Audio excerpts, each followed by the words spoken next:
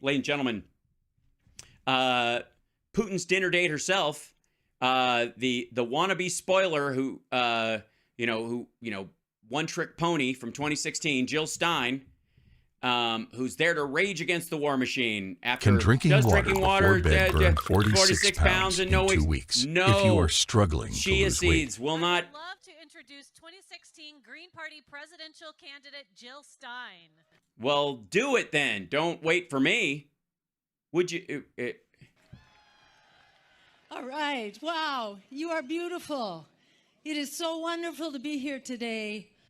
And I mean that because my two options are St. Petersburg and Moscow, and then here. So I have three options. To see us all across the political spectrum.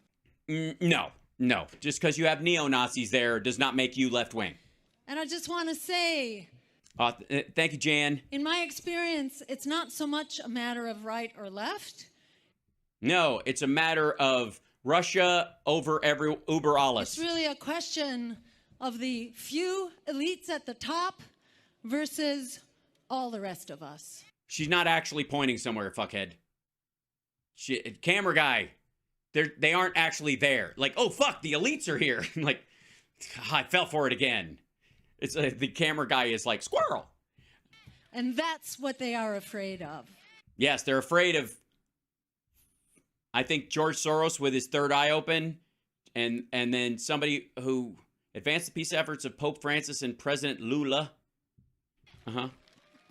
Woo! So we're here today not just to rage against the war machine. Back that way. We're here to dismantle the war machine.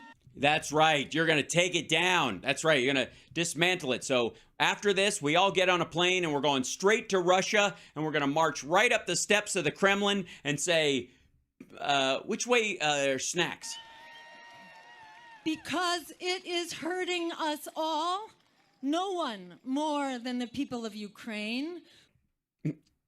Again, I think you're going to have to get this translated into Russian for it to have any impact. Who are the cannon fodder in this superpower proxy war.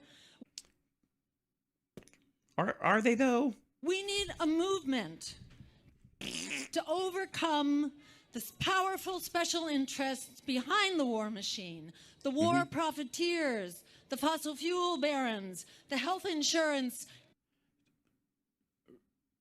Part of the reason why Russia invaded was because they want the natural gas around Crimea, and they don't want to have to pay transit taxes on the pipeline that goes through Ukraine. Also, that's the same reason they attacked Georgia and then moved down, so that now Georgia has to pay transit taxes to Russia because of land they seized. Again, you're going to have to translate this into Russian. Barons who are profiting from the carnage. And in the interests of building that movement, I want to clarify today my throat. Some of the forbidden truths that we are not supposed to talk about. Uh-oh, here comes the forbidden truths. Just because you like a finger in your ass does not mean... What, not that one? I'm sorry. If you... Almost any disease can be solved by a light bulb stuck in the right... No, not that one? All right. Which ones? These are the empowering truths. Ah, the empowering truths. I was completely confused. I'm sorry. I started saying the touchy-feely, super fun truths. It was my bad. It's a good thing I'm not there doing the ASL interpretation. The war machine does not want us to know. Oh, yes. The war machine does not want us to know. Here it goes. What do they not want us to know? Probably stuff we've never heard before. This is all new. Be prepared. Maybe get out a yellow legal pad. Hit it, Doc. This is especially for the benefit of the people who are just waking up to realize that we are all in the crosshairs of this crisis. Oh, we're all in the crosshairs. Dear God. I mean, technically speaking, the Russians have threatened to nuke everyone. They've talked about hitting us with a hypersonic missile, destroying the East Coast, wrecking D.C. and New York, and that's where they are. So I guess technically speaking, if you're in D.C., you feel like you're in the crosshairs. It's been that way since the Cold War. Martin Luther King spoke the first forbidden truth. nearly 60 years ago. And they let him do it? That the U.S. war machine is the greatest purveyor of violence in the world today. Yeah, but that was 60 years ago and during the Vietnam War. So it was the feeling at the time.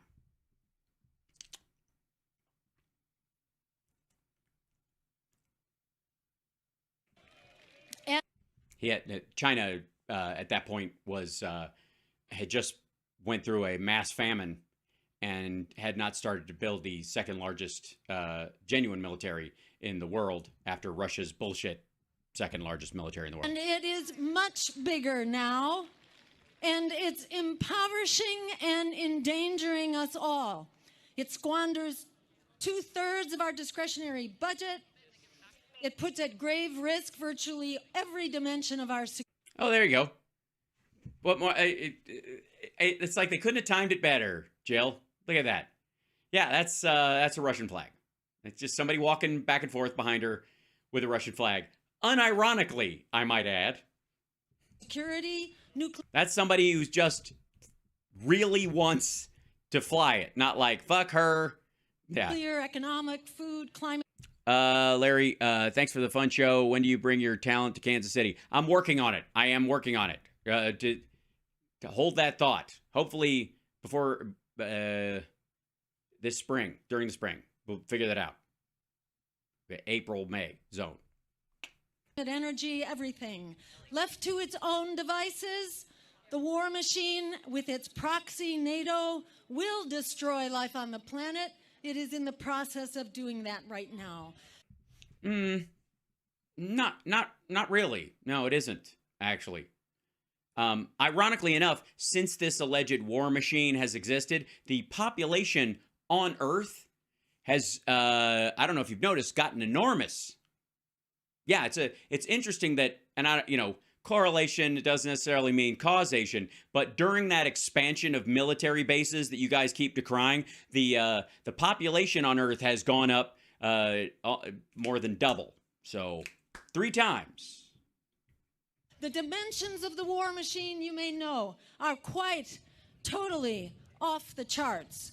Yes, you can't even chart the dimensions. It's the 8th dimension. The U.S. has some 800 foreign bases, while Russia has about 30. Yeah. But they have twice as many nukes as we do. It's priorities.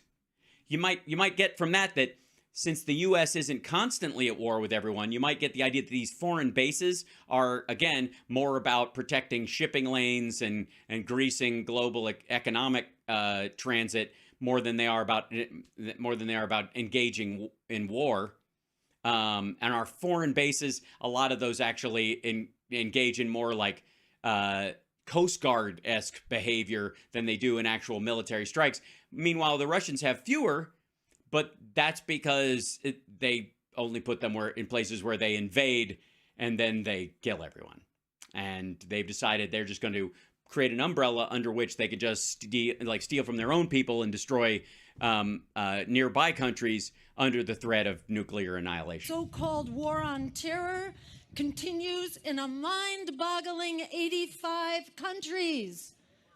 Do we hear about that? Not one bit.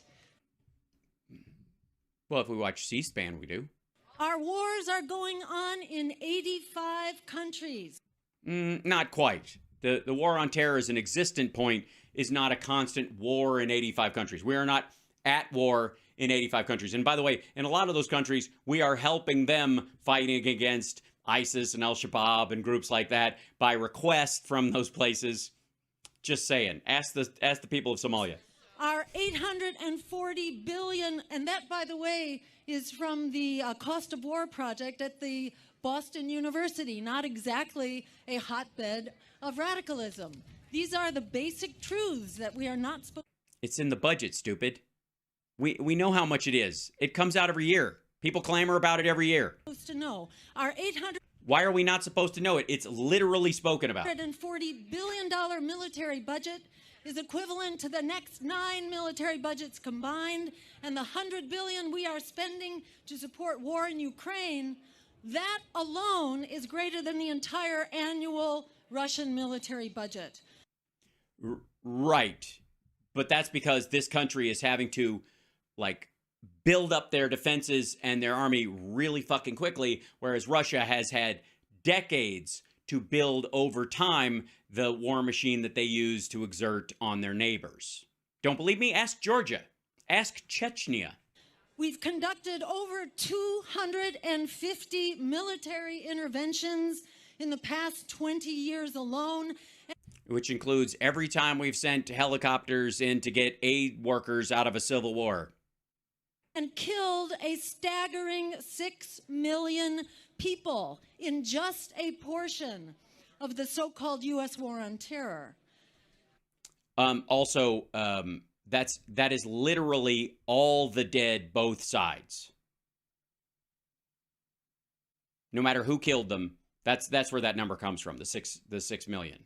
Like all the wars that involve terrorist groups killing civilians, or civil wars started in that circumstance with U.S. intervention or not, or with UN troops in or without. That's where the 6 million number comes from. Just saying. This murderous military spending consumes resources desperately needed here at home by 70,000 people who die each year for lack of health insurance, for 500,000 homeless people on any given night out on... By the way, our problem with health insurance in this country is not a question of funding.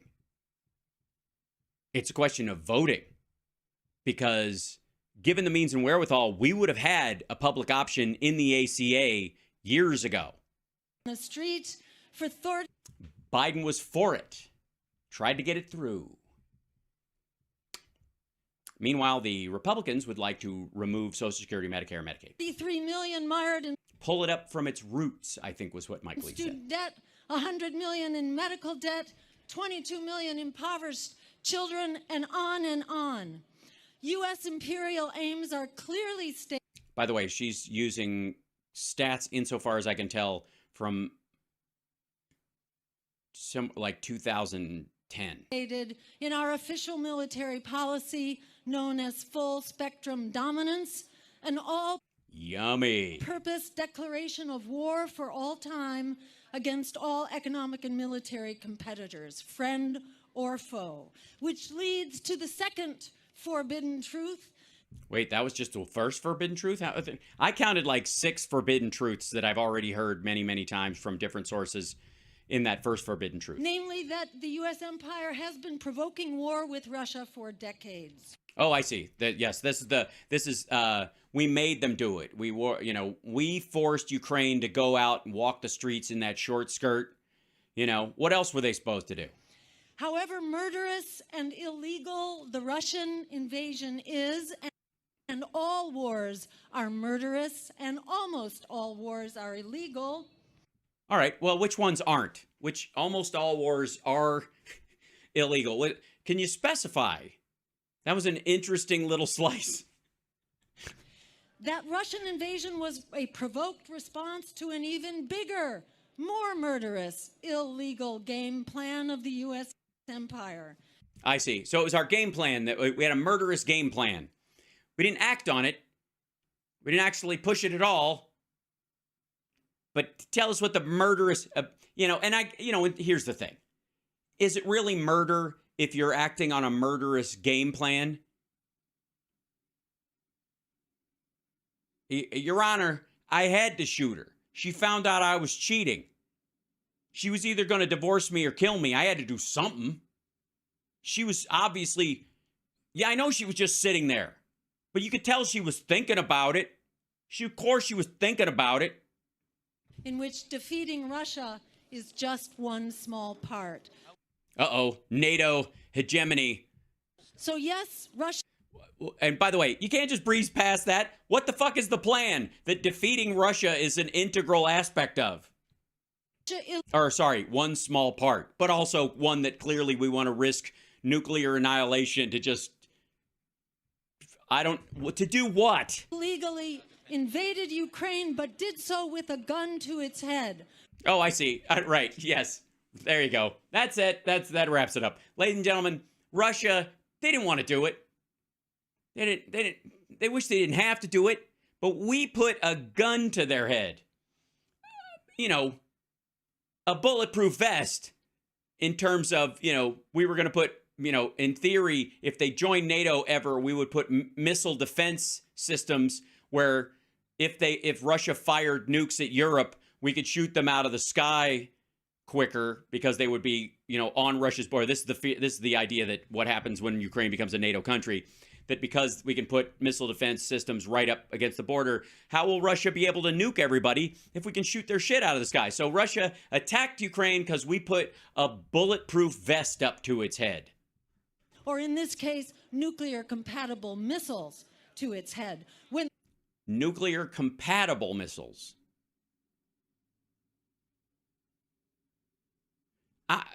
I got news for you. In the age of hypersonic missiles and with U.S. subpower, we don't need to be any closer for that kind of war. Everybody goes down.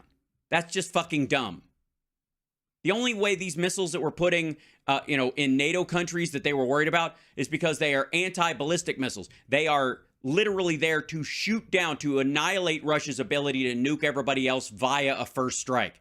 That was, if they can't murder everyone, then how do they know we're not going to just murder everyone? the roles were Good Lord. reversed and Russian nukes were at our doorstep in the Cuban Missile Crisis, our response was what? It was to begin immediately launching nuclear war. That puts... Yeah, I don't remember it working out that way. Do you guys remember? Do any of them listen to Zelensky's speeches? No, definitely not.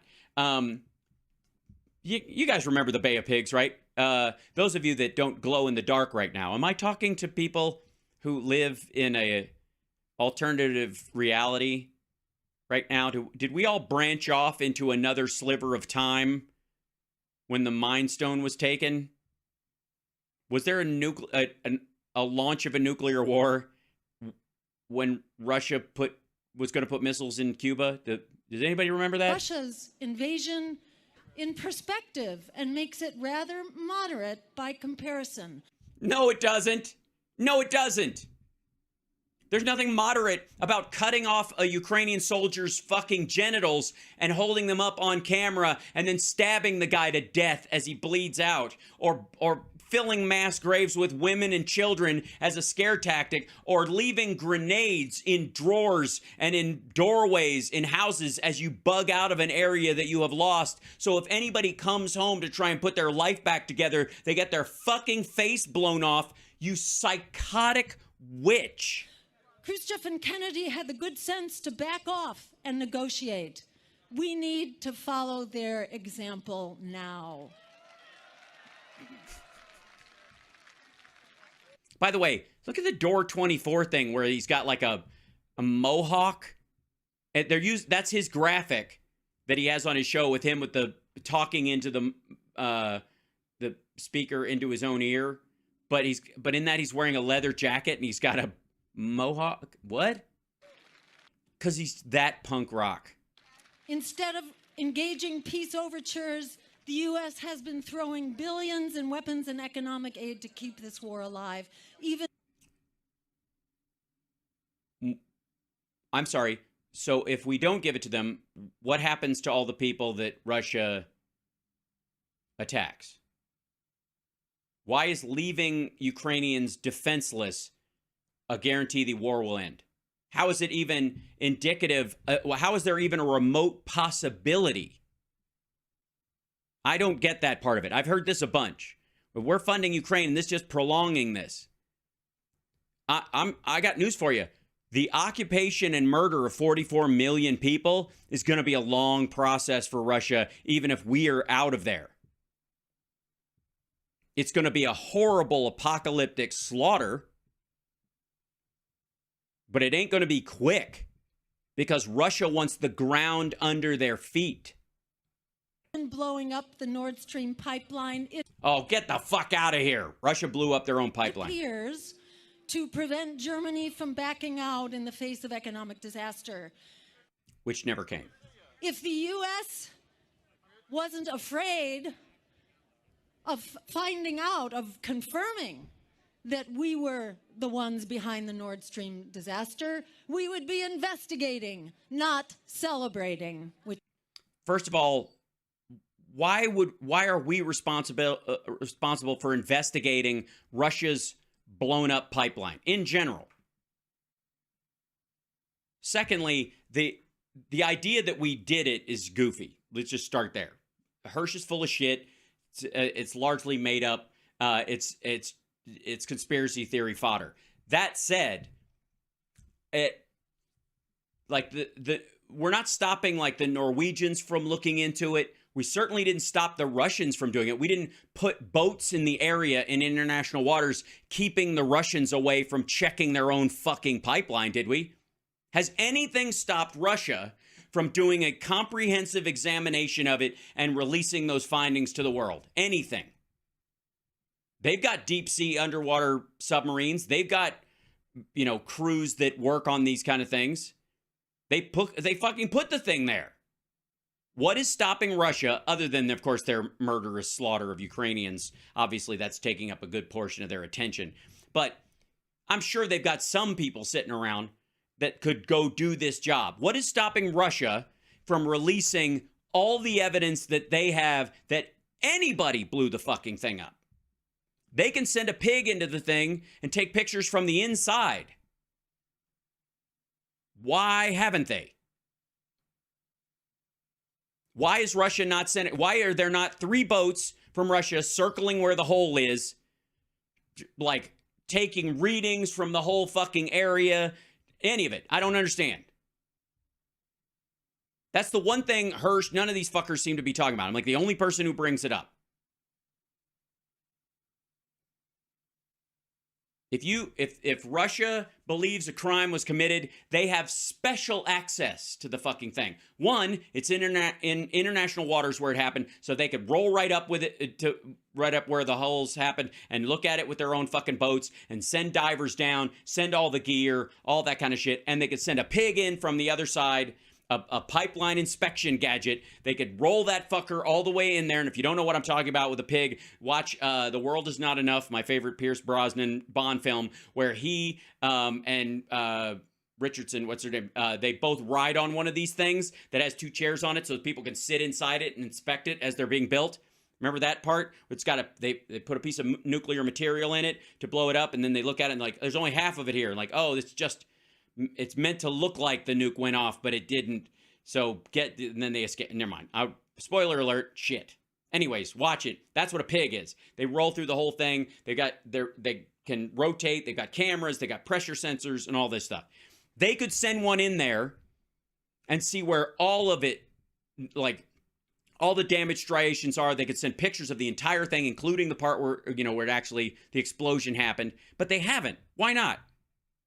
It's their fucking pipeline. Germany has no stake in it anymore. They shut it down months before.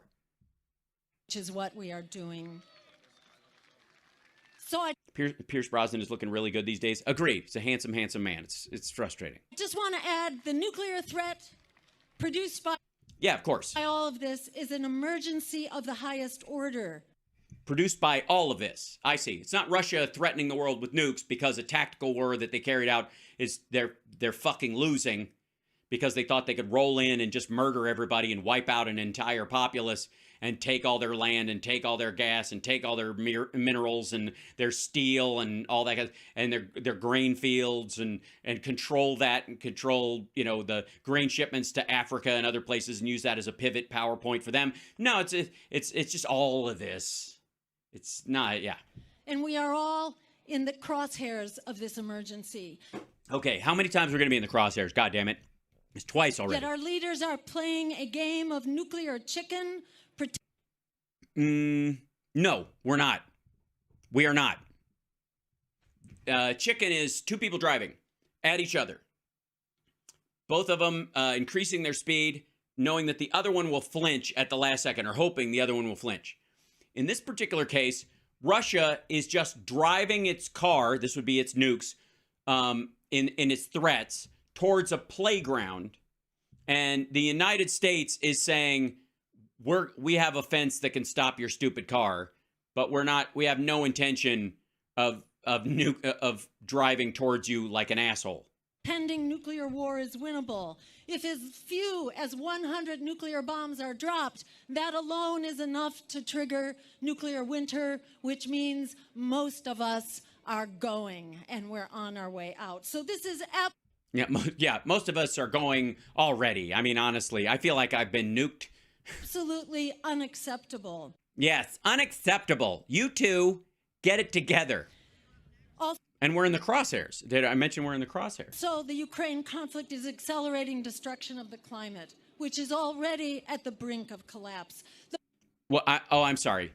But yeah, good idea. Put up the Russian flag again.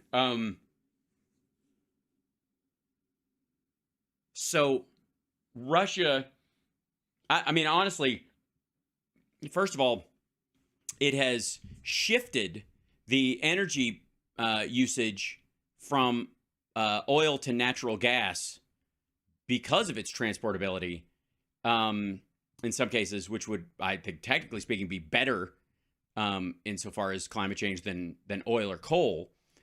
But again, this is like saying you've got, there's a shortage of blood transfusion, like blood donors all the time. There's not enough blood in case, if we had an emergency, there wouldn't be enough blood. And we know this. So people like the Red Cross and hospitals are always asking for people to donate blood, right? We know this. This is like someone saying during a massive, like after a school shooting where Russia is the school shooter and they've come in and wiped out a bunch of children and there's, a dozen kids all injured. They're all in the emergency room. They're all getting transfusion. And this idiot comes in and goes, we've got a shortage of blood, okay? We cannot be doing this. We're always short of certain blood types, and you're just pumping it into these children like there's no tomorrow. Well, bitch, there won't be a tomorrow if we don't put the blood in these kids. You out of your fucking mind? The bottom line is this. Mm-hmm. Yes, this is the bottom line. This war and the war machine that it's a part of are endangering and impoverishing all of us.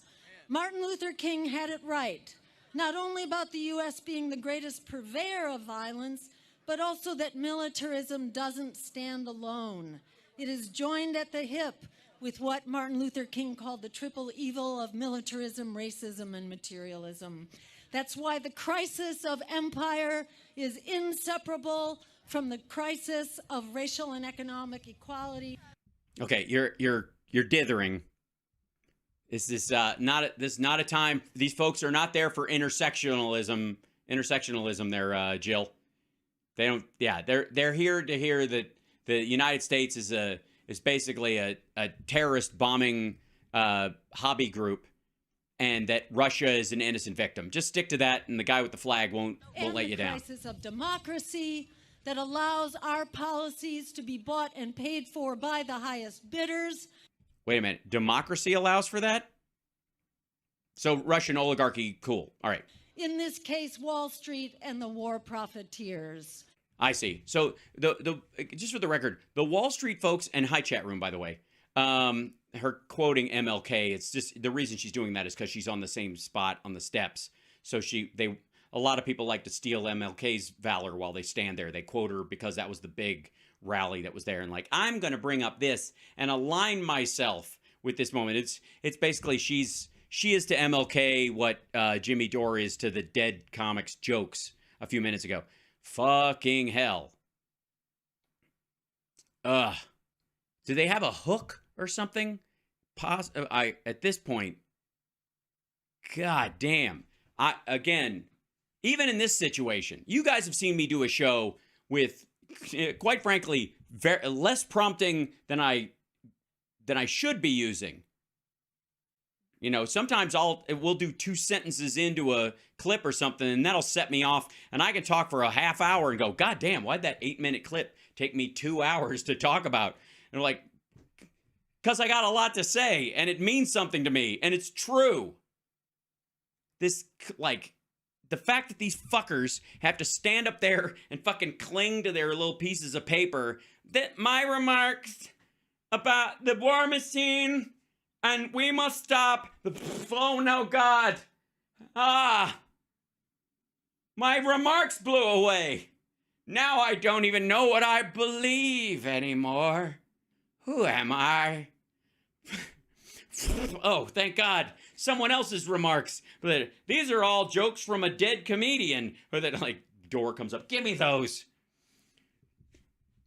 Holy shit. How can these... Oh. How do you... All right, I don't know. I'm fucking stunned. I thought it would be bad.